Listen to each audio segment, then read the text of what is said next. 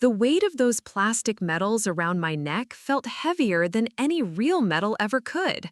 As I stood there in my makeshift military uniform, watching my classmates point and whisper behind their hands, I had no idea that those same toys would one day lead me to command the most prestigious honor guard in our state's history.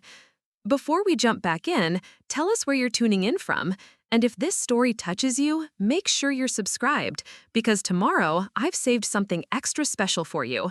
But I'm getting ahead of myself. Let me take you back to where it all began, in a small bedroom where dreams were born from discount store treasures and a heart that refused to accept limitations. My name is Evangeline Harper, but everyone called me Eva. Growing up in the industrial town of Millbrook, dreams felt like luxury items we couldn't afford. My mother worked double shifts at the textile factory, and my father had been gone since I was 7, leaving behind nothing but empty promises and unpaid bills. Our apartment was small, cramped, and always smelled faintly of the chemicals from the factory that seemed to seep through the walls. I was 12 when I first saw them. The honor guard was performing at our town's Memorial Day ceremony, and I was there with my mother during one of her rare afternoons off. These weren't just any soldiers, they were the elite ceremonial unit from the state capitol, brought in for special occasions. They moved like poetry in motion, their rifles spinning in perfect synchronization, their boots striking the ground in thunderous unison. Every fold in their uniforms was razor sharp, every button gleamed like a star, and their bearing spoke of discipline, respect, and something I couldn't quite name at the time but desperately wanted to understand.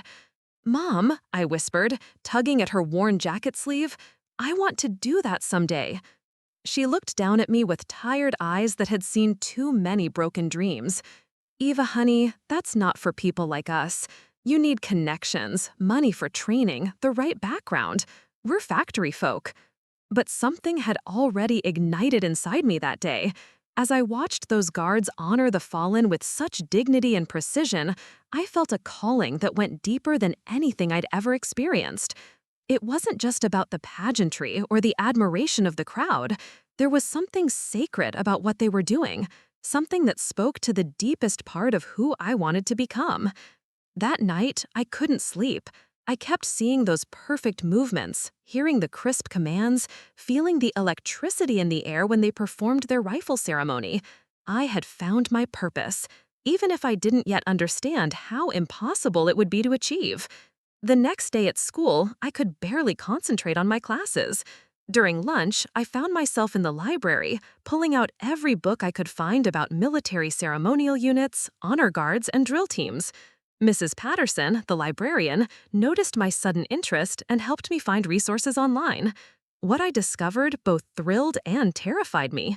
Honor Guard units required years of training, exceptional physical fitness, perfect academic records, and usually came from military families with generations of service. The application process alone seemed designed to weed out dreamers like me. You needed recommendations from active military personnel, completion of specialized programs, and a level of polish that seemed impossibly out of reach for a girl whose biggest accomplishment was making it through each day without her shoes falling apart. But here's what those requirements didn't account for: the fire that burns inside someone who has found their true calling. That night, I made a decision that would change everything. If I couldn't access real training, I would create my own. I started with what little money I had saved from helping neighbors with odd jobs. At the local discount store, I found a package of plastic toy medals, the kind meant for children's dress-up games. They were obviously fake, with bright primary colors and cartoon-like designs, but they were all I could afford. I also bought a notebook and spent my evenings researching everything I could about military bearing, protocol, and ceremonial procedures. My bedroom became my training ground. Every morning before school, I would wake up at 5 a.m. and practice marching in place, trying to replicate the precise movements I had memorized from that Memorial Day ceremony. I studied military manuals I found online, learning about the history and significance of honor guard traditions.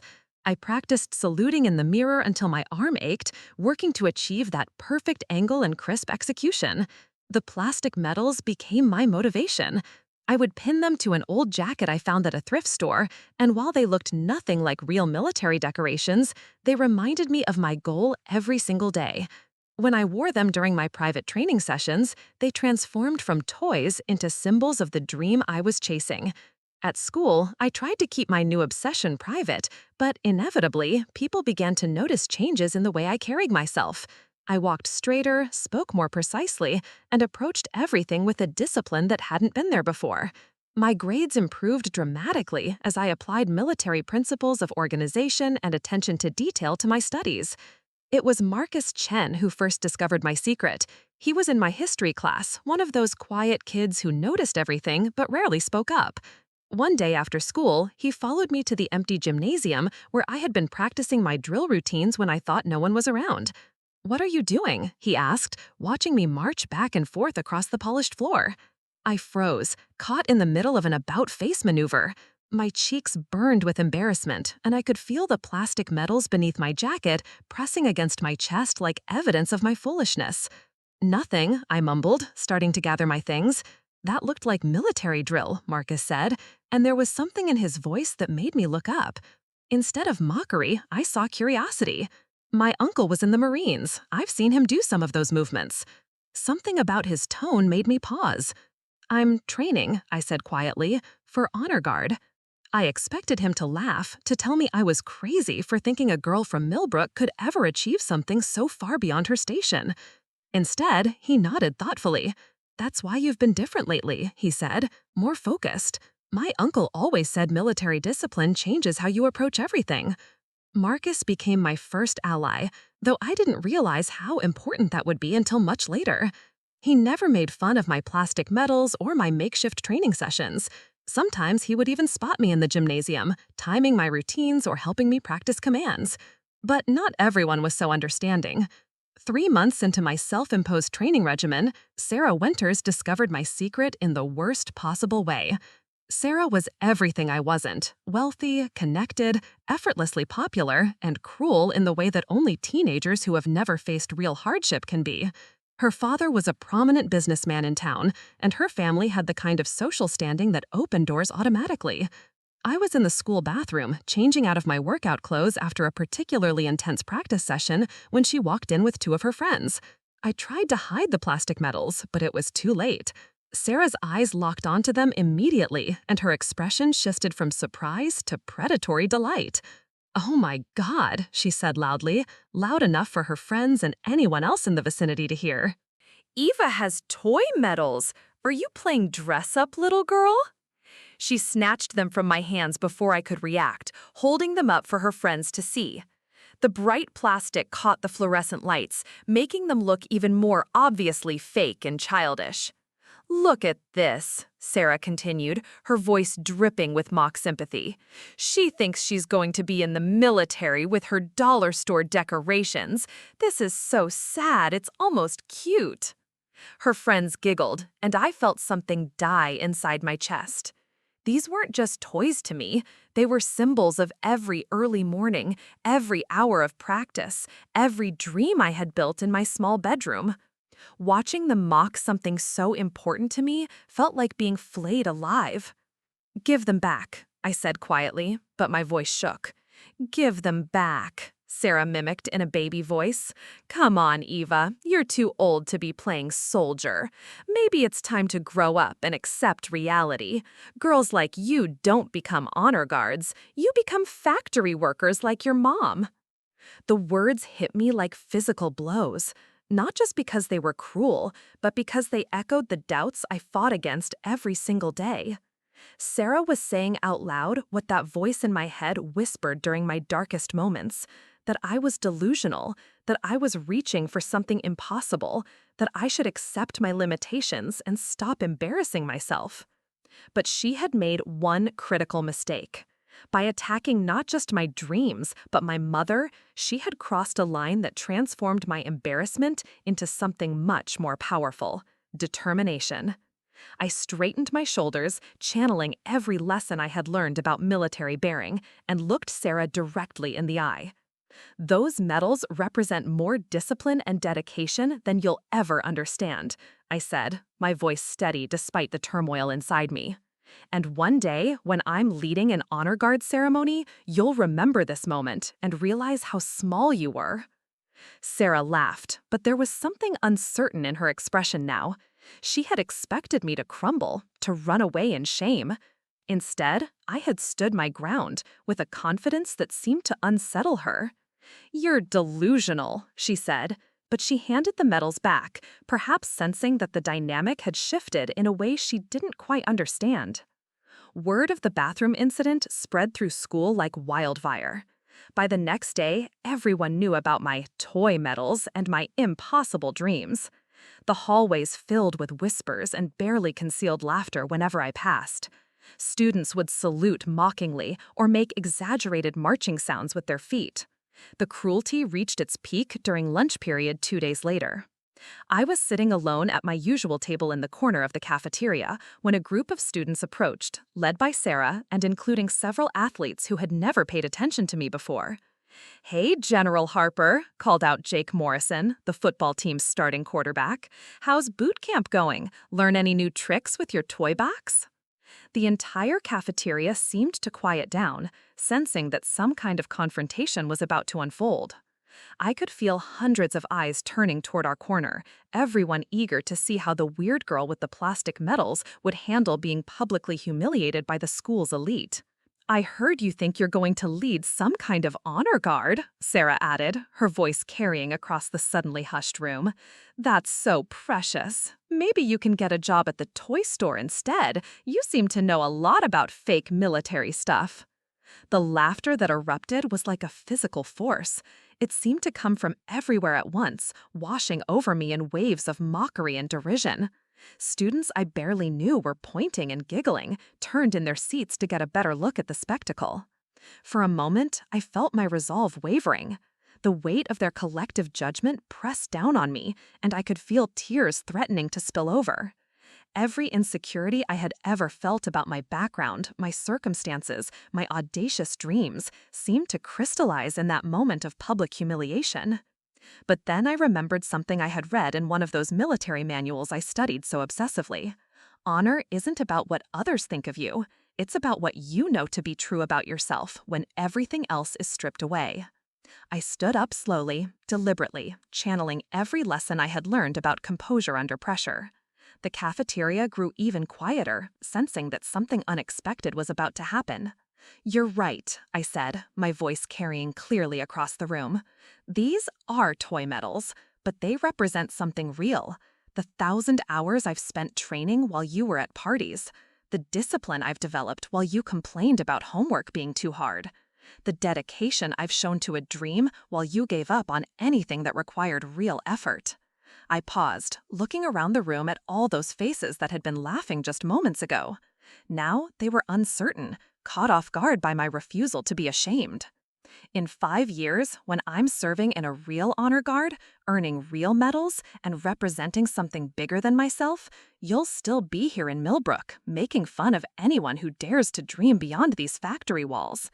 These plastic medals will be replaced with real ones, but your small minds will stay exactly the same. The silence that followed was deafening. No one seemed to know how to respond to such a direct, confident declaration. I had transformed their moment of triumph into something else entirely, a challenge, a prediction, a line drawn in the sand.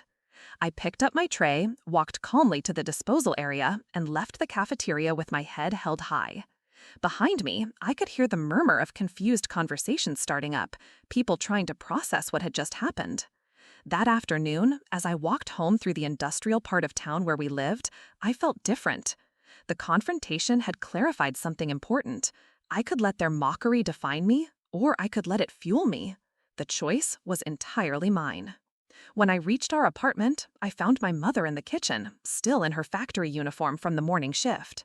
She looked exhausted, her face bearing the particular weariness that comes from years of repetitive work and constant financial pressure.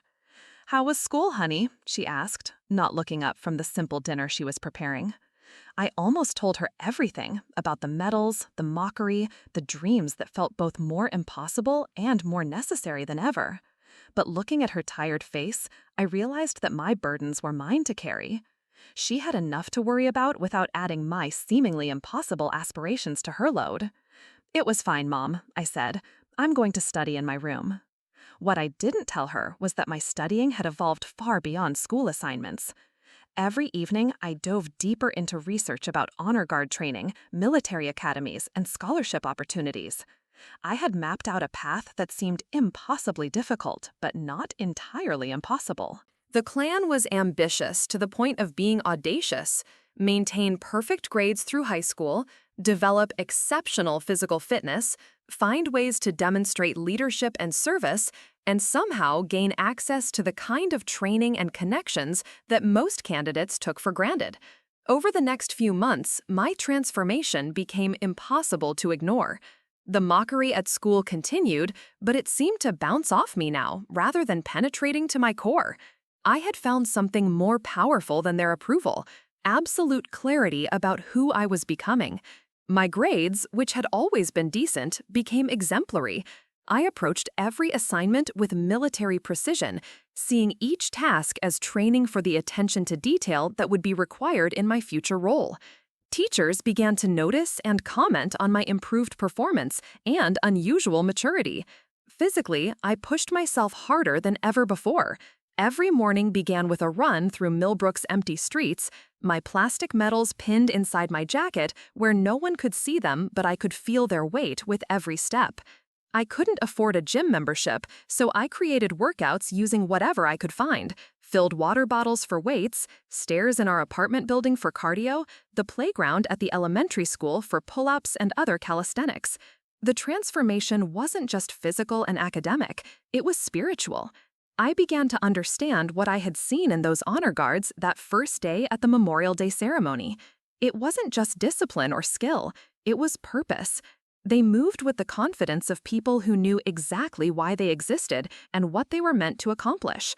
As my junior year progressed, opportunities began to present themselves in ways I hadn't expected. Mrs. Rodriguez, my history teacher, approached me after class one day with an unusual proposal. "Eva," she said, "I've been watching your work this year, and I'm impressed with your dedication and attention to detail. I'm organizing a student trip to the state capitol next month to visit the legislature and some historical sites. I need a student leader to help coordinate logistics. Would you be interested?" The trip would include a visit to the State Military Museum and, if we were lucky, a chance to observe the Capitol Honor Guard during their daily ceremony. It felt like the universe was aligning to support my dreams in ways I had never dared to hope for. "Yes, ma'am," I said immediately. "I'd be honored to help." Mrs. Rodriguez smiled. "I thought you might be. There's something different about you this year, Eva. You carry yourself differently. Whatever you're working toward, keep it up." The trip was scheduled for late April, just as the weather was turning warm and the Capitol grounds would be at their most beautiful. But more importantly, it would be my first chance to see real honor guards up close, to study their techniques, and perhaps even speak with them about their training and experience. As word of my leadership role spread through school, the reactions were predictably mixed. My supporters, a small but growing group that included Marcus and a few other students who had begun to respect my dedication, were excited for me. The detractors, led by Sarah's social circle, saw it as another opportunity for mockery. "Look who thinks she's important now," Sarah said loudly during lunch one day. "Getting to play tour guide doesn't make you military material, Eva. It just makes you a teacher's pet with delusions of grandeur." But her words had lost their power to wound me. I had discovered something that she would never understand.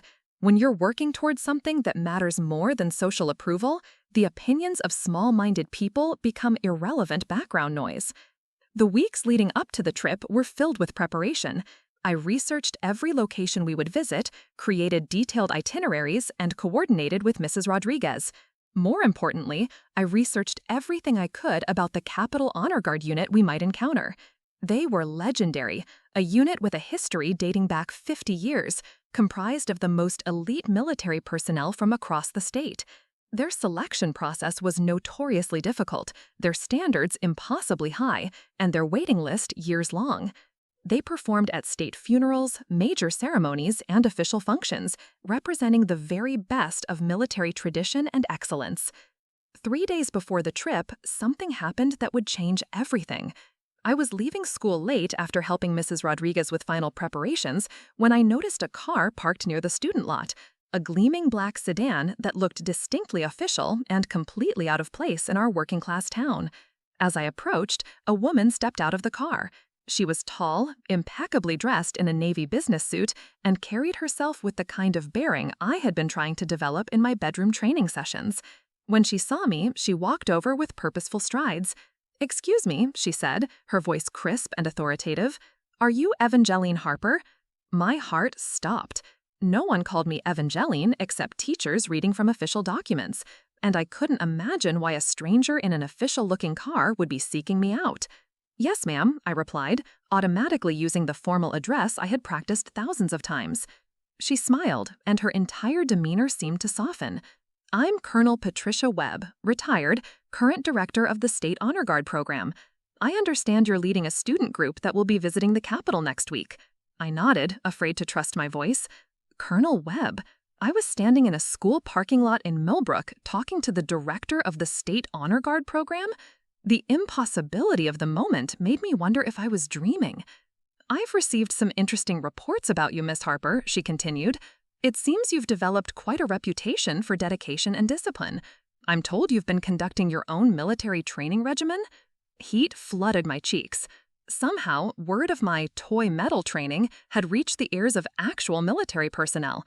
I prepared myself for professional mockery, for an adult version of the humiliation I had faced from my classmates. "Yes, ma'am," I said quietly. "I know it's not real training, but—" "But nothing," Colonel Webb interrupted firmly. "Do you know how I heard about you? Your history teacher, Mrs. Rodriguez, wrote to our program asking about educational opportunities for exceptional students.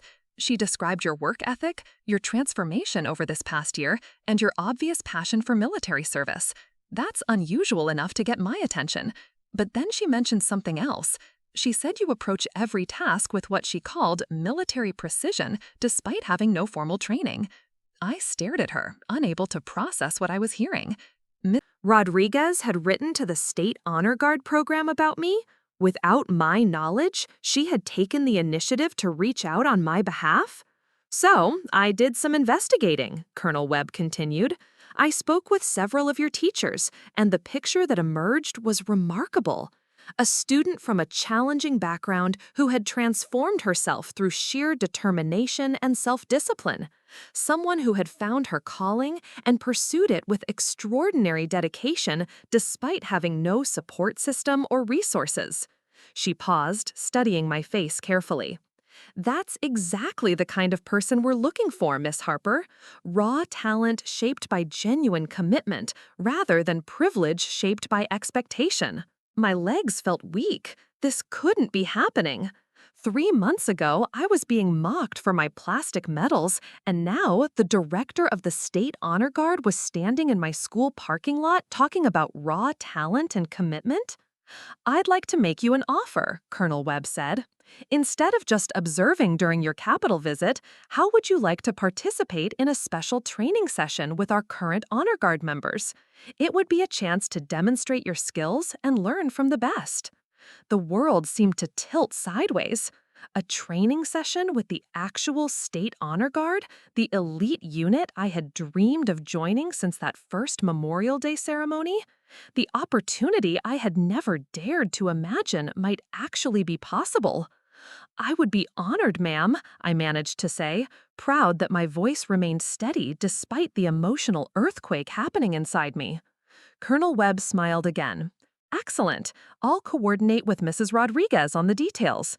But, Miss Harper, I want you to understand something important. This opportunity isn't charity or sympathy for your circumstances. It's recognition of what you've already accomplished through your own efforts. Don't let anyone, including yourself, diminish what you've earned through dedication and hard work." As she drove away, I stood alone in the parking lot, trying to process what had just happened. The plastic medals in my jacket pocket seemed to pulse with new significance. They weren't toys anymore. They were proof that dreams pursued with absolute commitment could become reality in ways more extraordinary than I had ever imagined. That night, I called Mrs. Rodriguez to thank her for writing to the Honor Guard program without telling me. Her response surprised me. "Eva, you've earned every opportunity that comes your way," she said. "I've been teaching for 23 years, and I've never seen a student transform themselves so completely through pure willpower. You don't need anyone's help to succeed. You just needed someone to notice what you were already accomplishing." 3 days later, as I boarded the bus for our trip to the state capitol, I felt the weight of destiny settling around my shoulders. The plastic medals were still in my jacket, but now they felt different, like talismans that had already worked their magic, bridges between who I had been and who I was becoming. The other students on the bus had no idea that their classmate with the toy medals was about to step into a world that would validate every hour of training, every moment of mockery endured, every impossible dream pursued with unwavering faith. As Millbrook disappeared behind us and the highway stretched toward the Capitol, I touched those plastic medals one last time as symbols of my old life. By the time I returned, I would be carrying something far more precious: the knowledge that the girl who had been mocked for her dreams was about to prove that some dreams are too powerful to be stopped by other people's limited imagination. The morning of our arrival at the state capitol dawned crisp and clear, with that particular quality of light that makes everything seem more significant, more charged with possibility. As our bus wound through the city streets toward the government district, I pressed my face to the window, watching the landscape transform from ordinary urban sprawl to the majestic architecture that housed our state's most important institutions. The Capitol building itself rose before us like something from a dream, its dome gleaming gold in the morning sunlight, its classical columns speaking of permanence and dignity. This was where laws were made, where history unfolded, where the most important ceremonies of our state took place. And somewhere within those grounds, the elite honor guard I had studied and admired was preparing for their daily duties. Mrs. Rodriguez had briefed the group about our itinerary during the bus ride, but she had saved one announcement for when we could see the Capitol grounds. "Students," she said, standing at the front of the bus as we pulled into the visitor parking area, "we have a special addition to our planned activities. One of our group members will be participating in a training session with the State Honor Guard this afternoon." The bus fell silent. Everyone knew she could only be talking about me. I was the only student obsessed with military ceremony and discipline. I felt 30 pairs of eyes turning in my direction, and I could practically hear the gears turning in their heads as they tried to process this information. Sarah's voice cut through the quiet like a blade. "Are you serious? Eva's going to play soldier with real military people? This should be entertaining." But there was something different in her tone now, a note of uncertainty that hadn't been there before. The casual cruelty was still present, but it was mixed with something that might have been nervous confusion. The impossible was becoming possible right before her eyes, and she didn't know how to process it. Marcus, who had become my closest ally over these months of training, turned in his seat with a grin that could have powered the entire bus. "Eva, this is incredible! How did this happen?" I explained briefly about Colonel Webb's visit, though I left out many of the details. The full story felt too precious, too fragile to share with a busload of teenagers who had spent months mocking my dreams. As we disembarked and began our tour of the Capitol building, I found it difficult to focus on the historical exhibits and political explanations our guide provided. My mind kept drifting to the afternoon, to the moment when I would finally step into the world I had been preparing for in my bedroom and school gymnasium. The morning tour took us through the legislative chambers, the governor's ceremonial office, and several museums dedicated to our state's political and military history. In the Military Museum, I found myself transfixed by displays of actual honor guard uniforms, ceremonial weapons, and photographs documenting decades of state ceremonies. One display case in particular caught my attention. It contained the dress uniform of Colonel Michael Harrison, who had served as honor guard commander in the 1980s and had been instrumental in establishing many of the traditions that the current unit still followed. The uniform was immaculate, every detail perfect, from the razor-sharp creases to the gleaming brass buttons to the rows of ribbons that told the story of a distinguished career. Standing there, studying those real medals and decorations, I thought about the plastic ones hidden in my jacket pocket. The contrast was striking. One set representing authentic achievement and recognition, the other representing dreams and determination. But in that moment, I realized they weren't opposites. They were points on the same continuum, different stages of the same journey. The afternoon training session will begin at 2 o'clock, Mrs. Rodriguez said quietly, appearing beside me as I studied the display. Colonel Webb asked me to give you this. She handed me a manila envelope with my name written in precise military script. Inside, I found a detailed schedule for the training session, a map of the Honor Guard facility, and a brief note from Colonel Webb. Preparing and narrating this story took us a lot of time, so if you are enjoying it, subscribe to our channel. It means a lot to us.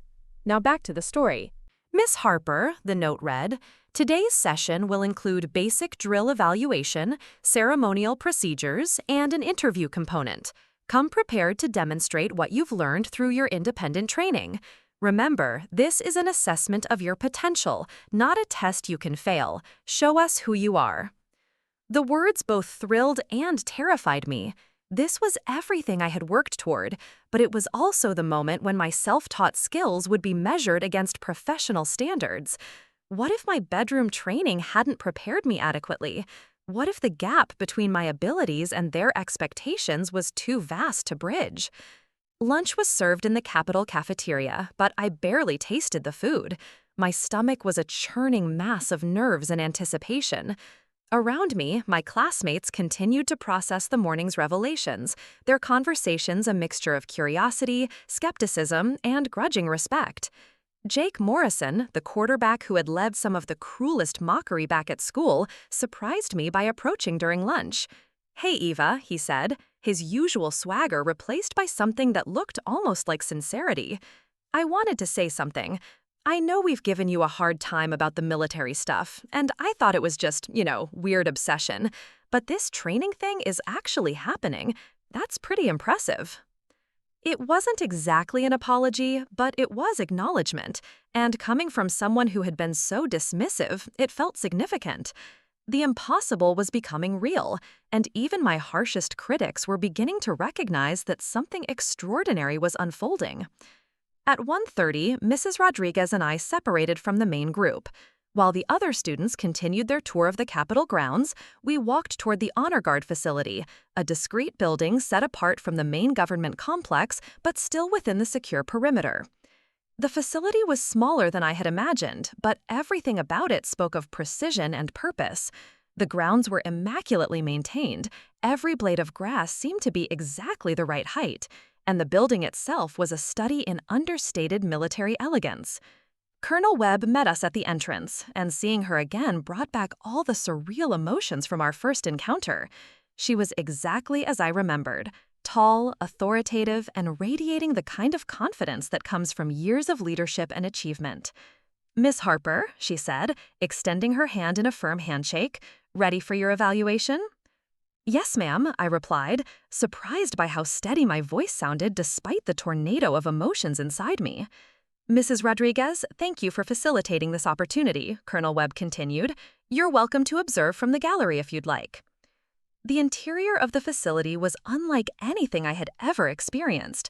The floors gleamed like mirrors, the walls displayed photographs of honor guard ceremonies spanning decades, and everything had been arranged with the kind of attention to detail that bordered on the obsessive.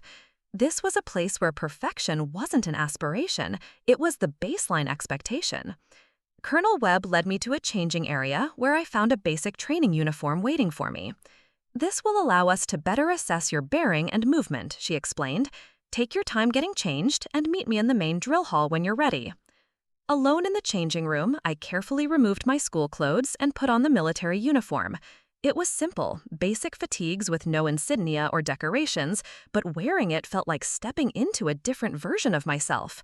The fabric was crisp, the fit was precise, and something about putting on that uniform activated every lesson I had learned during my months of self-directed training. Before leaving the changing room, I took the plastic medals from my jacket pocket and held them for a long moment.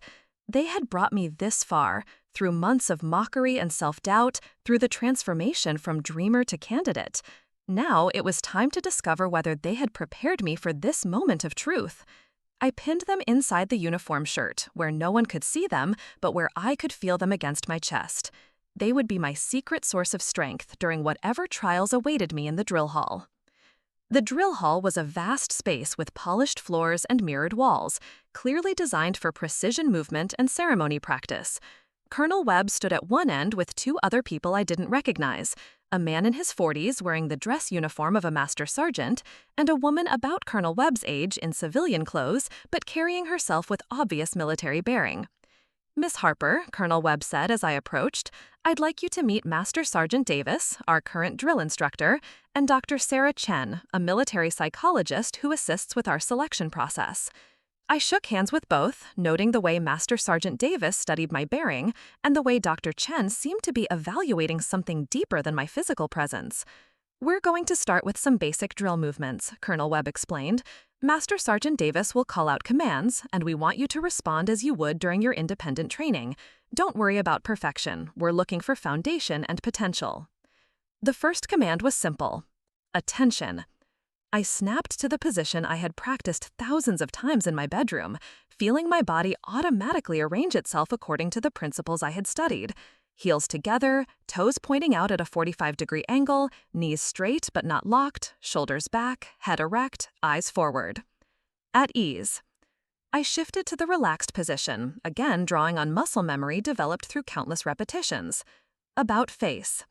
This was more complex, requiring a precise 180-degree turn executed with military sharpness. I had practiced this movement until I could do it in my sleep, but performing it under professional observation felt entirely different. The commands continued for about 10 minutes, covering basic movements, marching steps, and stationary positions. With each instruction, I felt more confident, more connected to the training that had consumed my life for the past year. Finally, Master Sergeant Davis called for a halt and conferred quietly with Colonel Webb and Dr. Chen. I stood at attention, trying to read their expressions, but finding their professional composure impenetrable. "Very impressive, Miss Harper," Colonel Webb said finally. "Your form is remarkably precise for someone with no formal training. How did you develop such technique?" I explained my research process, the military manuals, the online videos, the hours of practice in front of mirrors. As I spoke, I could see something like amazement growing in their expressions. "You taught yourself all of this?" Dr. Chen asked. "No instruction, no feedback, no correction?" "Yes, ma'am. I knew it wasn't the same as real training, but it was all I had access to." Master Sergeant Davis stepped forward. "Miss Harper, I've been training military personnel for 15 years. What you've accomplished through self-instruction is extraordinary. Your movements have the kind of precision that usually takes months of professional drill instruction to develop." The validation felt surreal. These were people whose opinions carried real weight in the military community, and they were praising skills I had developed in secret, alone, with nothing but determination and discount store props. "Now, we'd like to test your knowledge of ceremonial procedures," Colonel Webb said. "Can you walk us through the basic sequence for presenting colors?" This was more advanced territory, the kind of complex ceremony that required understanding not just of movements, but of their meaning and significance. I had studied these procedures extensively, but explaining them to actual honor guard professionals felt like the ultimate test of my preparation. I began with the fundamental principles: the respectful handling of flags, the precise timing required for coordination between multiple guards, the symbolic significance of each element in the ceremony. As I spoke, I demonstrated the movements I would make as part of such a presentation, drawing on every resource I had studied over the past months. When I finished, the room fell silent. The three evaluators exchanged looks that I couldn't interpret, and I began to worry that I had overreached, that my self-taught knowledge had gaps that were now glaringly obvious to trained professionals. Dr. Chen was the first to speak. "Miss Harper, your understanding of ceremonial protocol is comprehensive and accurate. More importantly, you clearly understand the deeper significance of these traditions. That's not something that can be memorized, it has to be felt and internalized. Colonel Webb nodded, which brings us to the most important part of today's evaluation. We'd like to understand your motivation. What drives this level of dedication to something you had never directly experienced? This was the question I had been both hoping for and dreading. How do you explain a calling that defies rational explanation? How do you describe the moment when you see your purpose so clearly that everything else becomes secondary? I took a deep breath and began with that first Memorial Day ceremony, describing the impact of watching the Honor Guard perform their tribute to fallen service members. I talked about the sense of sacred purpose I had witnessed, the way those guards had transformed a simple community gathering into something transcendent. It wasn't about the uniforms or the pageantry, I explained. It was about the dignity they brought to honoring people who had made the ultimate sacrifice. They weren't just performing a ceremony, they were serving as guardians of memory and meaning. I paused, trying to find words for feelings that seemed to exist beyond language. I realized that I wanted to be part of something that mattered in that way. I wanted to serve in a role where precision and dedication weren't just personal achievements, they were offerings to something greater than myself. As I spoke, I could see the adults listening with an intensity that suggested my words were resonating with their own understanding of military service and dedication. And when people mocked your preparations, Dr. Chen asked gently, how did you maintain your commitment in the face of that discouragement? The question brought back vivid memories of the cafeteria humiliation, the bathroom confrontation with Sarah, the countless moments when I had questioned whether I was deluding myself. The mockery hurt, I admitted, but it also clarified something important. If I was training for other people's approval, then their disapproval would have been enough to stop me. But I wasn't training for them. I was training for the people those honor guards serve, for the families who find comfort in ceremonies performed with dignity, for the tradition itself. I touched the spot where my plastic medals lay hidden beneath the uniform. Every time someone laughed at my toy medals, it reminded me that they could see the symbols but not the commitment behind them. The medals were never the point, they were just reminders of the goal. Master Sergeant Davis, who had been listening quietly throughout this exchange, suddenly stepped forward. Miss Harper, I'd like you to perform one final demonstration. We're going to simulate a ceremony where you're presenting colors to honor fallen service members. I want you to imagine that there are families present who have lost loved ones, and that your performance is part of their healing process. This was the ultimate test, not just of technical skill, but of the ability to transform drill movements into something meaningful and sacred. Everything I had worked toward, everything I had endured, had been leading to this moment. I moved to the center of the drill hall and took the position for beginning a colors presentation. In my mind, I populated the empty space with grieving families, fellow service members, and community members gathered to honor sacrifice and service. As I began the ceremony, something extraordinary happened. The months of bedroom practice, the hours of studying ceremonial significance, the deep sense of purpose that had sustained me through mockery and doubt, all of it came together into something that transcended mere performance. I wasn't just going through the motions I had memorized. I was channeling the sacred responsibility I had witnessed in that first honor guard ceremony, the commitment to serve as a bridge between the living and the honored dead, between individual loss and collective memory. When I completed the final movement and returned to attention, the silence in the drill hall felt different from before. It was charged with emotion and recognition, as if something important had been witnessed and acknowledged. Colonel Webb was the first to speak, and when she did, her voice carried a note of something that sounded like awe. Miss Harper, in 30 years of military service, I have rarely seen ceremonial drill performed with such genuine understanding of its deeper purpose. You didn't just execute movements, you embodied the meaning behind them. Dr. Chen nodded slowly. There's a quality to what we just witnessed that can't be taught through instruction alone. It comes from an authentic connection to the values and traditions being honored. Master Sergeant Davis was more direct. Young lady, you have a natural gift for this work. But more than that, you have the heart for it. Technical skills can be developed, but the kind of genuine respect and dedication you've demonstrated, that's something a person either has or doesn't have.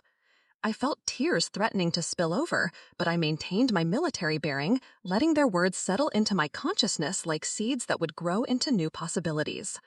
Which brings us to the reason we arranged today's evaluation, Colonel Webb continued. Miss Harper, based on what we've observed, we'd like to offer you a position in our summer intensive training program. It's a 6-week program that prepares selected candidates for potential placement in honor guard units throughout the state. The world seemed to stop spinning. A position in their training program, the pathway to everything I had been working toward, offered by the very people I had dreamed of serving alongside. The program is highly selective, she continued. We typically accept candidates who have completed military training, have family connections to service, or have been recommended through official channels. But occasionally, we encounter someone whose dedication and natural ability make them an obvious exception to our usual requirements.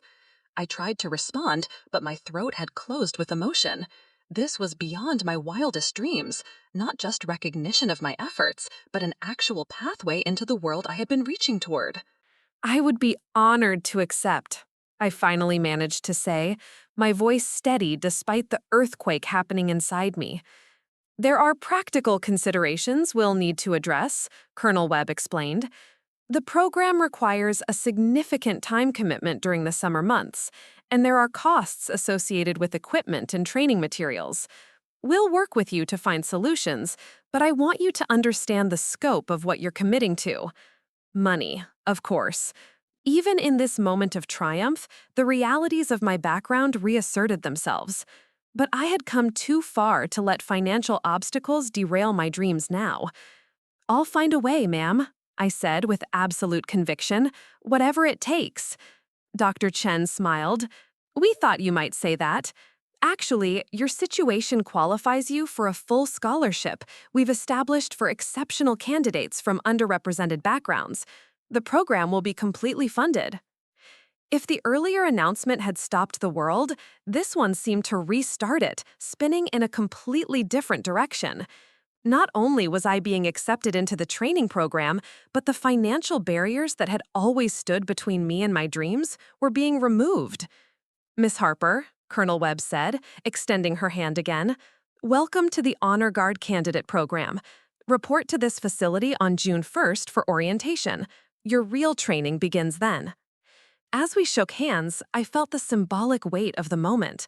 The girl who had been mocked for her plastic medals was being welcomed into the elite world she had dreamed of joining. The impossible was becoming inevitable. The return trip to the changing room felt like walking through a different universe than the one I had inhabited just hours before.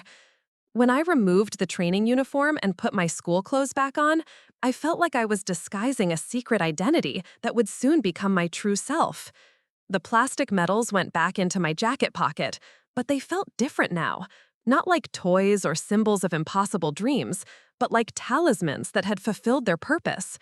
They had carried me from aspiration to opportunity, from mockery to recognition, from bedroom training to professional acceptance. When I rejoined Mrs. Rodriguez in the lobby, she took one look at my face and smiled broadly. I take it the evaluation went well? They accepted me into their summer training program, I said, still hardly believing it myself. Full scholarship. Mrs. Rodriguez's eyes filled with tears. Eva, I am so proud of you. You've proven that determination and authentic commitment can overcome any obstacle.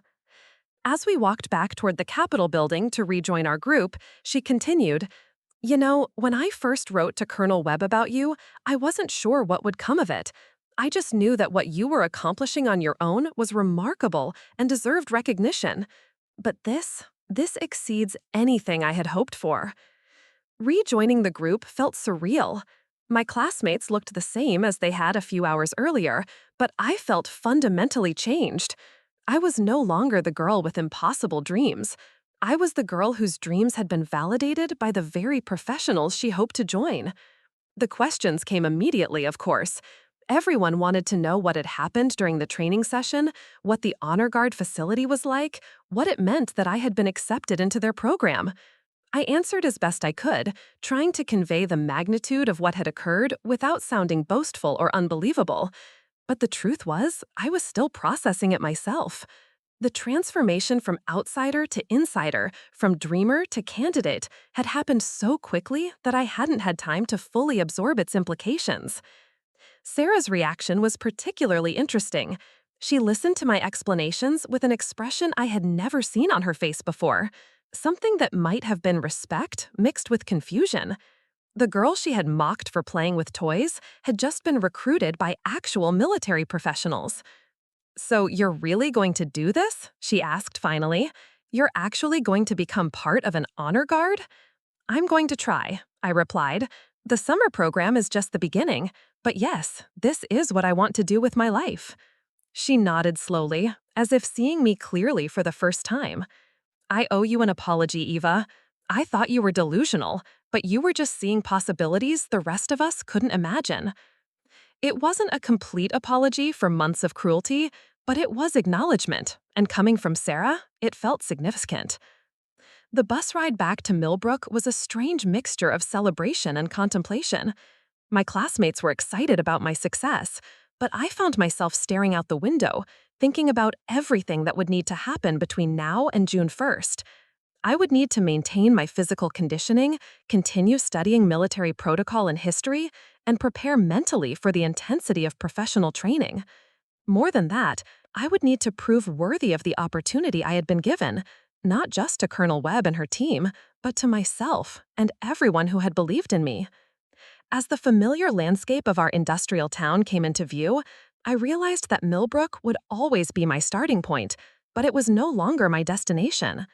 The girl who had begun this journey in a cramped apartment with plastic medals and impossible dreams was about to become someone entirely new. That evening, I sat in my bedroom, the same room where I had spent countless hours practicing drill movements and studying military manuals, and finally allowed myself to fully absorb what had happened. The plastic medals lay on my desk, catching the light from my reading lamp, looking exactly the same as they had for months. But everything else had changed. In a few months, I would be trading these symbols for real training, real challenges, and real opportunities to serve in the role I had dreamed of filling.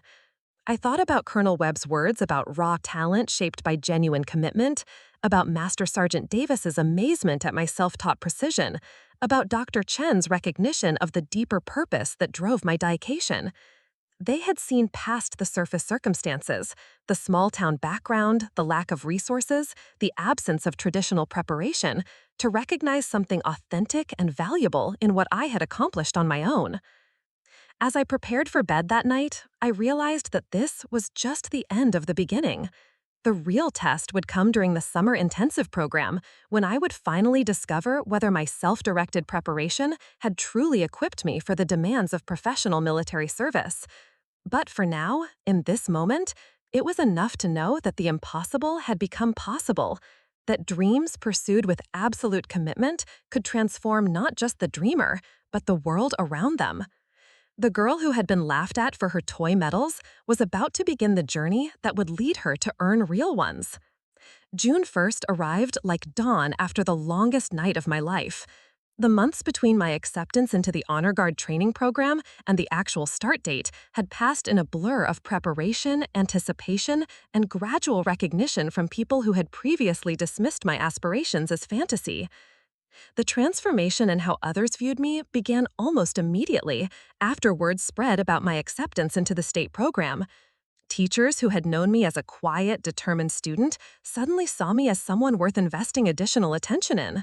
Classmates who had participated in the mockery now approached me with curiosity and something that resembled respect. "So you're really going to do this?" she asked finally. "You're actually going to become part of an honor guard?" "I'm going to try," I replied. "The summer program is just the beginning, but yes, this is what I want to do with my life." She nodded slowly, as if seeing me clearly for the first time. "I owe you an apology, Eva. I thought you were delusional, but you were just seeing possibilities the rest of us couldn't imagine." It wasn't a complete apology for months of cruelty, but it was acknowledgement, and coming from Sarah, it felt significant. The bus ride back to Millbrook was a strange mixture of celebration and contemplation. My classmates were excited about my success, but I found myself staring out the window, thinking about everything that would need to happen between now and June 1st. I would need to maintain my physical conditioning, continue studying military protocol and history, and prepare mentally for the intensity of professional training. More than that, I would need to prove worthy of the opportunity I had been given, not just to Colonel Webb and her team, but to myself and everyone who had believed in me. As the familiar landscape of our industrial town came into view, I realized that Millbrook would always be my starting point, but it was no longer my destination. The girl who had begun this journey in a cramped apartment with plastic medals and impossible dreams was about to become someone entirely new. That evening, I sat in my bedroom, the same room where I had spent countless hours practicing drill movements and studying military manuals, and finally allowed myself to fully absorb what had happened. The plastic medals lay on my desk, catching the light from my reading lamp, looking exactly the same as they had for months.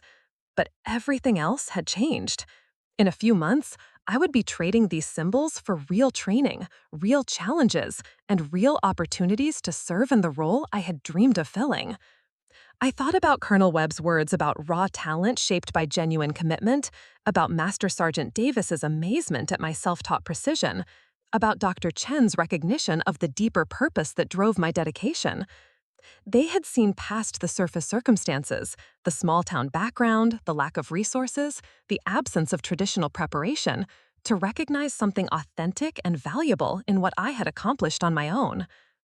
As I prepared for bed that night, I realized that this was just the end of the beginning. The real test would come during the summer intensive program, when I would finally discover whether my self-directed preparation had truly equipped me for the demands of professional military service. But for now, in this moment, it was enough to know that the impossible had become possible, that dreams pursued with absolute commitment could transform not just the dreamer, but the world around them. But perhaps the most significant change was in my mother. The evening I told her about the training program acceptance, she sat down heavily at our kitchen table and stared at me for a long moment before speaking. "Eva, I owe you an apology," she said quietly. "When you first told me you wanted to be in an honor guard, I thought it was just a phase, something you'd grow out of. I was trying to protect you from disappointment, but I was really just limiting you with my own fears." She reached across the table and took my hands. "What you've accomplished through sheer determination is something I never imagined was possible. You've shown me that dreams aren't luxuries we can't afford, they're necessities we can't afford to give up." The conversation marked a turning point in our relationship. My mother, who had always worked so hard just to keep us afloat, began to see herself not just as someone struggling to survive, but as the parent of someone destined for extraordinary achievement. The weeks leading up to the program were filled with physical preparation that made my previous training look casual by comparison. Colonel Webb had provided a detailed conditioning regimen designed to prepare candidates for the intensity of professional military training. The daily routine began at 4:30 a.m. with a 5-mile run, followed by calisthenics, strength training, and flexibility work. I had also received reading assignments that delved deeper into military history, protocol, and the specific traditions of honor guard service.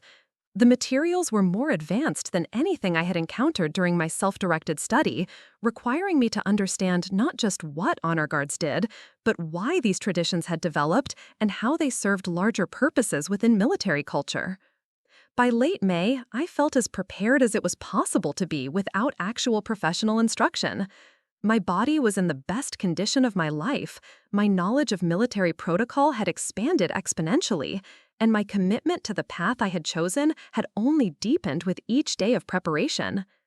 But nothing could have truly prepared me for walking through the doors of the Honor Guard facility as an official candidate rather than a visiting student. The building that had seemed impressive during my evaluation now felt like home territory I was finally authorized to claim. Colonel Webb was waiting in the main lobby along with 12 other candidates, and seeing them immediately put my journey into perspective. Most were college graduates with military family backgrounds, several had completed ROTC programs, and a few had already served in other military capacities. They carried themselves with the kind of confidence that comes from growing up in environments where military service was expected and supported. Standing among them in my carefully pressed civilian clothes, I felt every bit the outsider I technically was. But I also felt something else, absolutely certain that I belonged there despite the differences in our backgrounds. "Ladies and gentlemen," Colonel Webb announced, "welcome to the Honor Guard Intensive Training Program. Over the next 6 weeks, you will be challenged physically, mentally, and emotionally in ways designed to prepare you for service in one of the most demanding roles in the military community." She gestured toward a hallway I hadn't seen during my previous visit. "Your first stop is the equipment room, where you'll be issued training uniforms and gear. From this moment forward, you are candidates in a professional military program, and every aspect of your behavior should reflect that status." The equipment room was a study in military efficiency. Rows of perfectly organized uniforms, boots, belts, and accessories were arranged according to sizes and specifications. Each candidate was fitted individually, ensuring that every element of their gear met exacting standards. When I put on my official training uniform for the first time, the transformation was immediate and profound. This wasn't the borrowed uniform from my evaluation or the civilian clothes I had worn while practicing in my bedroom. This was the real thing, the uniform of someone officially recognized as worthy of professional military training. The other candidates noticed the change as well. Several commented on how naturally I seemed to wear the uniform, how my bearing seemed to shift automatically when I put it on. What they couldn't know was that I had been preparing for this moment, visualizing it, practicing for it, for over a year. Master Sergeant Davis appeared as we finished getting equipped and lined us up for our first formation as a training unit. "Candidates," he announced in a voice that carried absolute authority, "you are now part of something larger than yourselves. Every movement you make, every word you speak, every decision you take reflects not only on you, but on the traditions you hope to serve." He walked slowly down the line, making eye contact with each candidate. When he reached me, he paused for just a moment longer than with the others. "Some of you come to this program with extensive preparation and family traditions of service," he continued. "Others come with raw talent and extraordinary personal commitment. Both paths are valuable, but from this moment forward, your background matters less than your dedication to excellence." The first week of training was designed to establish baseline capabilities and identify areas where each candidate needed additional development. We were evaluated on physical fitness, drill precision, knowledge of protocol, and something the instructors called ceremonial presence, the ability to embody the dignity and solemnity appropriate to honor guard service. Each day began before dawn with physical training that pushed every candidate to their limits. The conditioning I had developed during my months of self-directed preparation served me well, but the intensity and variety of professional military fitness training was unlike anything I had experienced. After PT came breakfast, followed by hours of drill instruction. This was where my bedroom practice truly proved its value. While other candidates struggled to master basic movements and synchronization, I found myself naturally falling into the rhythms and requirements of precision drill. Lieutenant Sarah Kim, one of the junior instructors, pulled me aside after the third day of drill practice. "Candidate Harper," she said, "your form is exceptional for someone without formal military training. How did you develop such precision?" I explained my year-long self-directed preparation, the hours of practice in front of mirrors, the obsessive study of technique and protocol. Lieutenant Kim listened with an expression of growing amazement. "I've worked with candidates who had 4 years of ROTC training who weren't as fundamentally sound as you are," she said. "Whatever you were doing on your own, it worked." But the training wasn't just about individual skills. A crucial component involved learning to work as part of a precision team, where every movement had to be perfectly coordinated with multiple other performers. During our first week of team drill practice, I was paired with James Morrison, a recent West Point graduate whose family had 3 generations of military service. James had every advantage I lacked: professional training, family support, financial resources, and the confidence that always had belonged in military environments. Initially, he seemed skeptical about being partnered with the girl from the small industrial town who had taught herself everything she knew. But as we worked together on complex synchronized movements, his attitude began to shift. "Harper," he said during a break in our practice session, "I have to admit, when I first heard your story, I thought it was some kind of publicity stunt, but you're the real deal. Your timing is perfect, your movements are clean, and you seem to understand the deeper meaning of what we're doing. Working with James taught me something important about the military community I was joining. While backgrounds and preparation paths might differ dramatically, there was a fundamental respect for competence and dedication that transcended social barriers. What mattered wasn't where you started, but what you brought to the mission. By the end of the first week, informal hierarchies had begun to emerge among the candidates. Some struggled with the physical demands, others had difficulty mastering the precision required for ceremonial drill, and a few seemed to lack the emotional connection to the traditions they were learning to uphold. I found myself in an unexpected position, recognized by instructors and fellow candidates alike as someone with exceptional natural ability and deep commitment to the work. The girl who had been mocked for her toy medals was becoming a standout performer in one of the most elite training programs in the state. The second week introduced us to advanced ceremonial procedures and the historical context behind honor guard traditions. We learned about the evolution of military funeral customs, the significance of flag ceremonies, and the psychological importance of these rituals for grieving families and military communities. This was where my year of independent study truly distinguished me from other candidates. While they were encountering much of this information for the first time, I had already spent months researching the deeper meanings and historical development of honor guard traditions.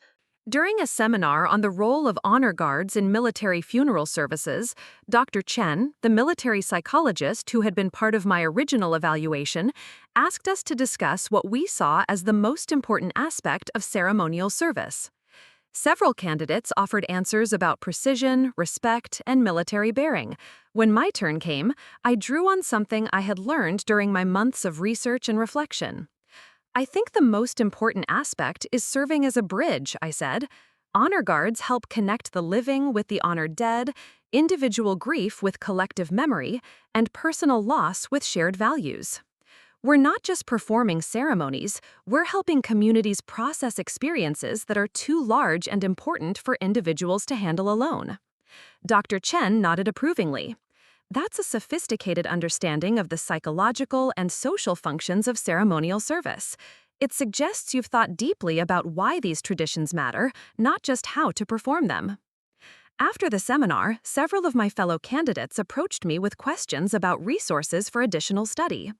James Morrison was particularly interested in the historical materials I had discovered during my self-directed preparation. "Harper, you've obviously done more background research than any of the rest of us," he said. "Would you be willing to share your reading list? I'm realizing there are gaps in my understanding that I need to fill." The request felt surreal. A West Point graduate was asking me, the girl with the plastic medals, for academic guidance about military traditions. But it also felt natural, as if the months of being treated as an outsider had been preparation for becoming someone others looked to for leadership and expertise. The third week of training introduced live ceremonial performances. We would be participating in actual honor guard ceremonies for retired military personnel, providing real services to grieving families while being evaluated on our performance under genuine emotional and professional pressure. My first live ceremony was for Colonel Patricia Williams, a retired Air Force officer who had served for 30 years and died after a brief battle with cancer. Her family had requested full military honors, including an honor guard presentation at the graveside service. Standing in formation at the cemetery, wearing the dress uniform of an honor guard candidate, I felt the weight of everything I had worked toward crystallizing into this single moment of service. This wasn't practice or evaluation, this was the real purpose behind all the training and preparation. As we performed the flag folding ceremony and presented the colors to Colonel Williams' widow, I felt a connection to something transcendent. Every movement had meaning, every gesture carried the weight of tradition and respect, and every element of the ceremony served to honor not just one person, but the larger idea of service and sacrifice. When the ceremony concluded and we had presented the folded flag to the colonel's family, his widow approached our formation with tears in her eyes. "Thank you," she said simply. "Patricia would have been so proud to see such beautiful tribute to her service. You honored her memory and helped our family begin to heal." Walking back to the honor guard facility after that ceremony, I understood something fundamental that had been building throughout my journey. This wasn't about personal achievement or proving my critics wrong, though both of those elements remained important. This was about finding my place in something larger than myself, something that used individual dedication to serve collective needs. Master Sergeant Davis seemed to sense the significance of the moment. "Candidate Harper," he said, as we prepared to debrief the ceremony, "how did that feel?" "Like coming home, Sergeant," I replied without hesitation. He smiled. "That's exactly what I was hoping you'd say." The fourth week marked the beginning of leadership assessments. Candidates were rotated through positions of responsibility, directing other candidates in ceremonial preparations and live performances. This was where natural leaders were identified and developed, and where those who were better suited to follow rather than direct began to clarify their future roles. When my turn came to serve as ceremony leader for a Memorial Day service at a veterans cemetery, I felt every lesson from my year of preparation and month of training come together. Leading a team of candidates I had come to respect, performing for an audience that included military families and community members, I experienced what could only be described as a moment of perfect alignment between preparation and opportunity. The ceremony itself was flawless. Every movement was precisely executed, every element timed perfectly, and every gesture imbued with the dignity and respect appropriate to the occasion. But more than technical excellence, there was something about our performance that seemed to elevate the entire gathering. After the service, Colonel Webb approached me with an expression I had never seen before, something that looked like professional pride mixed with personal satisfaction. "Candidate Harper," she said, "that was exceptional leadership. You didn't just direct the other candidates, you inspired them to perform at a level beyond their usual capabilities. That's a rare gift." James Morrison, who had served as my second-in-command for the ceremony, was even more direct. "Harper, that was the best ceremonial performance I've been part of since starting this program. You have a natural ability to bring out excellence in others." The recognition felt overwhelming, but it also felt earned. Every hour of bedroom practice, every moment of enduring mockery, every day of pushing through self-doubt had contributed to this moment of acknowledged leadership excellence.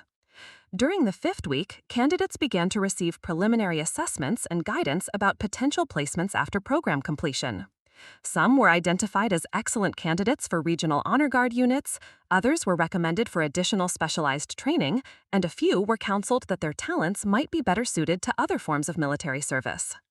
When Colonel Webb called me to her office for my individual assessment meeting, I felt nervous excitement unlike anything I had experienced since the original evaluation session. This conversation would determine not just whether I graduated from the program, but what opportunities would be available to me afterward. "Candidate Harper," she began, "your performance throughout this program has been remarkable in every category we evaluate. Physical fitness, technical proficiency, ceremonial presence, leadership ability, and dedication to mission, you've excelled across the board." She paused, consulting notes on her desk. "More than that, you've demonstrated something that can't be taught, an authentic connection to the traditions and values we serve. That's what transforms technical competence into truly exceptional service." I waited, hardly daring to breathe, for whatever came next. "I'm recommending you for direct placement in the State Capitol Honor Guard unit as a junior leader," she continued. "It's an unusual recommendation for someone completing their first training program, but your combination of natural ability and dedication makes you an obvious candidate for advanced responsibility." The State Capitol Honor Guard, the same unit I had watched in amazement during that first Memorial Day ceremony, the elite group that performed at the most important ceremonies and represented the highest standards of military excellence. They were offering me not just a position, but a leadership role. "Colonel," I said, my voice steady despite the magnitude of the moment, "I would be honored to accept that recommendation." She smiled. "I thought you might say that. Your service will begin in September, which gives you time to complete your final preparations and arrange your personal affairs. You'll be stationed here in the Capitol with full military benefits and opportunities for continued advancement." As I left her office, I realized that the impossible journey that had begun with plastic medals in a small-town bedroom was about to culminate in a way more extraordinary than I had ever dared to imagine. The final week of training was dedicated to graduation preparations and final ceremonial evaluations. Each candidate would participate in a formal review ceremony where their families, instructors, and distinguished guests would witness their transition from candidates to qualified honor guard personnel. My mother made the trip to the state capitol for my graduation, and seeing her in the audience filled me with emotions I struggled to contain while maintaining military bearing. This was the woman who had worked double shifts to keep us afloat, who had initially doubted my dreams but had ultimately supported my pursuit of them, and who was now witnessing her daughter's acceptance into an elite military unit. The graduation ceremony itself was everything I had imagined honor guard pageantry could be. 12 candidates who had begun the program as strangers had been transformed into a precision unit capable of performing at the highest levels of military excellence. As Colonel Webb presented each graduate with their completion certificate and initial assignment, I reflected on the distance I had traveled from that first day of mockery in the school cafeteria. The girl who had been laughed at for her toy medals was about to receive official recognition as an honor guard leader. Candidate Evangeline Harper, Colonel Webb announced when my turn came, graduated with distinction and assigned to the State Capitol Honor Guard Unit as junior ceremonial leader. The applause that followed seemed to come from another universe than the one where I had been mocked and dismissed. This was recognition, not just of achievement, but of transformation, the validation of every hour of solitary practice, every moment of enduring ridicule, every day of choosing dedication over discouragement. After the ceremony, my mother approached with tears streaming down her face. "Eva, I am so proud of you, I can barely find words," she said. "But more than proud, I'm amazed. You saw something the rest of us couldn't see, and you made it real through sheer force of will." James Morrison and several other graduates sought me out to offer congratulations and express their respect for what I had accomplished. "Harper," James said, "you've shown all of us what's possible when talent meets absolute dedication. It's been an honor to train alongside you." But perhaps the most meaningful recognition came from Master Sergeant Davis, who had pushed us harder than anyone throughout the program. "Harper," he said quietly, "in 15 years of training honor guard personnel, I've never worked with someone who combined natural ability with such genuine commitment to service. You're going to do extraordinary things in this career." 2 months later, I stood in the same location where I had first seen an honor guard ceremony during that Memorial Day celebration that had changed my life. But now, instead of watching from the audience, I was wearing the dress uniform of the State Capitol Honor Guard, preparing to lead a ceremony honoring fallen veterans. The crowd included many familiar faces from Millbrook, including former classmates who had made the trip to witness my transformation from small-town dreamer to elite military performer. I could see Mrs. Rodriguez in the audience, beaming with the pride of a teacher whose faith in a student had been spectacularly vindicated. Sarah Winters was there too, standing near the back of the crowd with an expression of something that might have been wonder. The girl who had mocked my plastic medals was watching me perform in a real ceremony, wearing real medals, leading real honor guard personnel in service to something greater than any of us individually. But the most significant presence in the audience was my mother, wearing her best dress and crying openly as she watched her daughter embody dreams that had once seemed impossible. This was the woman who had initially urged me to be realistic about my limitations, now witnessing those limitations being transcended through dedication and opportunity. As I called the honor guard to attention and began the ceremony, I felt the presence of everyone who had doubted, everyone who had believed, and everyone who had played a role in bringing me to this moment. The plastic medals that had started this journey were safely preserved in my dresser at home, symbols of a transformation that had changed not just my circumstances, but my understanding of what was possible. The ceremony itself was performed with precision and dignity that honored both the fallen veterans being remembered and the traditions we were privileging to uphold. Every movement carried the weight of training and preparation, but more than that, it carried the meaning I had recognized in that first encounter with honor guard service, the sacred responsibility of serving as guardians of memory and meaning. As we concluded the flag ceremony and I stepped forward to address the audience, I looked out at faces that represented every stage of my journey. Skeptics who had become believers, supporters who had been vindicated, and family who had witnessed an impossible transformation. "We gather today," I said, "not just to remember those who made the ultimate sacrifice, but to commit ourselves to living in ways that honor their memory. Service isn't about personal recognition, it's about contributing to something larger and more enduring than our individual lives." The words came from a place deeper than training or preparation. They emerged from the understanding I had developed over months of being dismissed, challenged, and ultimately accepted into a community dedicated to serving values beyond personal advancement. When the ceremony concluded and the audience began to disperse, many people approached to offer congratulations and express their amazement at my journey. But the most meaningful conversation came from a young girl, perhaps 12 years old, who reminded me vividly of myself at that age. "Ma'am," she said shyly, "I saw you perform and it was beautiful. My mom said you're from a small town like ours and that you worked really hard to get here. Is it true that anyone can do what you did if they try hard enough?" Looking into her eyes, I saw the same hunger for possibility that had driven me through months of solitary preparation and public mockery. This was someone standing at the beginning of her own impossible journey, looking for evidence that dreams pursued with absolute commitment could become reality. "Not anyone can do exactly what I did," I replied carefully, "but anyone can find their own version of this, their own calling that's worth pursuing despite obstacles and skepticism. The key isn't having advantages or special talents, it's being willing to work for something you believe in, even when other people think you're crazy."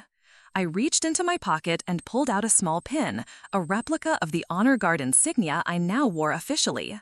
"Keep this as a reminder that impossible things become possible when someone cares enough to make them real." As I watched her walk away, clutching the pin and already standing straighter, I realized that the most important part of my journey wasn't the personal validation or the achievement of my own dreams.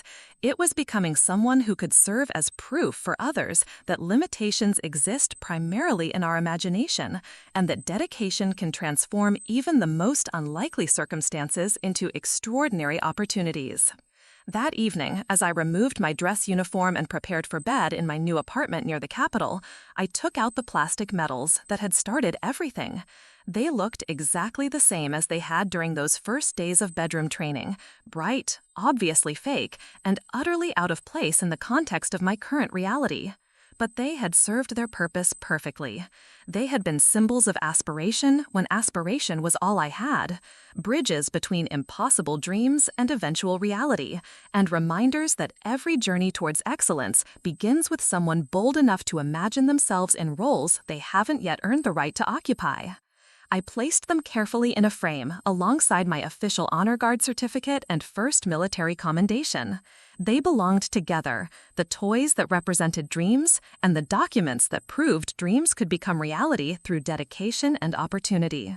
6 months later, I received a letter that brought my transformation full circle. It was from Marcus Chen, my former classmate who had been my first ally during those months of secret training. "Eva," the letter read, "I wanted you to know that your story has become legendary at our school. Students talk about the girl who refused to let other people's limitations define her possibilities. Mrs. Rodriguez has started a program encouraging students to pursue their own version of what you accomplished. She calls it the Plastic Metal Challenge, finding something you care enough about to work toward despite obstacles and skepticism." He continued, "But more than inspiring other students, your journey changed how I think about what's possible in my own life.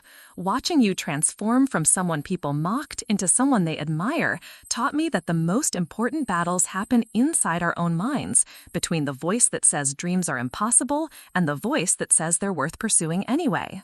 The letter concluded with news that several students had been inspired to pursue their own seemingly impossible goals: military service, artistic careers, academic achievements that seemed beyond their backgrounds and resources. My plastic medals had become symbols not just of my own transformation, but of the principle that dedication could overcome almost any disadvantage. As I read Marcus's letter in my honor guard office at the state capitol, surrounded by the evidence of dreams that had become reality, I understood something fundamental about the nature of transformation. Change doesn't happen to us, it happens through us, when we become so committed to growth that we're willing to endure mockery, overcome obstacles, and persist through moments when success seems impossible. The girl who had been laughed at for her toy medals had become a woman whose story proved that limitations exist primarily to be transcended. The plastic symbols of impossible dreams had become stepping stones to a reality more extraordinary than anything I had originally dared to imagine. And in offices and bedrooms and school hallways across the state, other dreamers were now holding their own versions of plastic medals, beginning their own journeys toward impossible transformations, carrying proof that dedication and commitment can change not just individual circumstances, but the entire landscape of what seems possible. The mockery had stopped, the silence had begun, but more importantly, the inspiration had taken root, growing into something larger and more meaningful than personal vindication could ever be. Up next, you've got 2 more standout stories. If this one hit the mark, you won't want to pass these up. Just click and check them out.